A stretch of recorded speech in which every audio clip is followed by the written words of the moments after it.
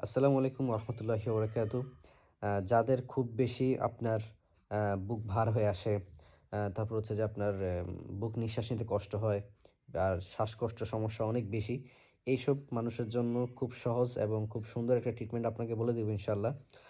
যেটা সূরার মাধ্যমে আপনি নিজে বানাবেন। ইনশাআল্লাহ আমি আপনাকে বলে দিচ্ছি। আপনি যদি এই নিয়মটা টানা অন্তত ১ মাস রেগুলার ফলো করেন, কেমন? অন্তত ১ মাস রেগুলার ফলো করেন, তাহলে আপনার এই শ্বাস-প্রশ্বাসের সমস্যা, এই নিঃশ্বাসের যে কষ্ট হচ্ছে, বুক ভার হয়ে আসে, দম নিতে কষ্ট হয়, এটা ইনশাআল্লাহ কমে যাবে।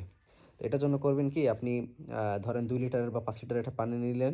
এই পানিতে আপনি সূরা ফাতিহা, ফালাক, নাস এই ৩ টা সূরা যতবার পারেন, ৩ বার পারেন বা ৭ বার পারেন, যতবার পারেন বেশি, বেশি করে পড়ে এটা বানায় রাখলেন।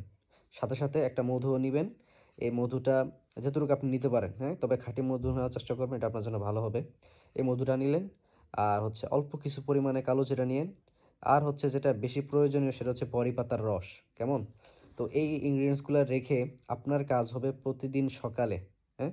প্রতিদিন সকালে খালি পেটে হালকা কুমকুম গরম পানি, সাথে ওই যে আপনি একটা পানি পোড়া বানাইছেন না? এই পানি পোড়াটা এখানে অল্প একটু মিক্স করে দেন। অল্প কিছু কালো জিরা দেন, ১ চামচ মধু দেন। তারপর হচ্ছে যে আপনার সবচেয়ে যেটা গুরুত্বপূর্ণ, আপনি ৫ টা অথবা ৭ টা বড়ি পাতার রস, হ্যাঁ? ৫ টা অথবা ৭ টা বড়ি পাতার রস এই পানির মধ্যে দিয়ে দেন, এই গ্লাসে দিয়ে দেন।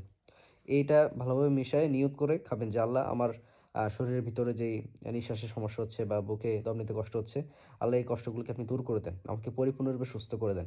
এভাবে নিয়ত করে আপনি এটা খেয়ে ফেলেন। এভাবে প্রতিদিন যদি টানা আপনি ১ মাস করেন, ইনশাআল্লাহ আপনি অনেক উপকার পাবেন।